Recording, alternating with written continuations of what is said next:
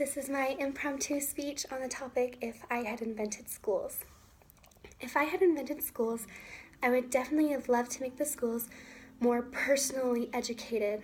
A lot of the schools right now, we just educate on Common Core, and we do so many things with Common Core, and we all have to have this same knowledge, but people are so different. Like, we wouldn't use the same medicine to treat different kinds of sicknesses. We shouldn't use the same education system or ways to teach for all these different people, all these different minds.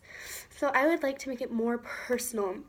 And the way I would do that is first make the government not in control of the school system. I think that if we were to have people in charge of the education system, it should be a group or committee of experienced teachers and do it regionally. So like, experienced Utah teachers decide what is best for Utah education. This way it could make it a lot more personal for those in different states. For example, people from California don't necessarily need to know the same things as people from Utah or New York or Detroit. We all need to focus on different things to make our society a better place. So I think that if we had an experienced group of teachers making educational decisions, it would make the school system run a lot smoother.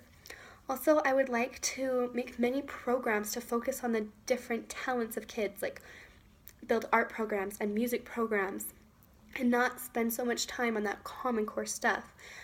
I would also love, and this probably couldn't happen in real life, but if instead of getting funding from the government and we would all have the same base funding, we could do it from the community.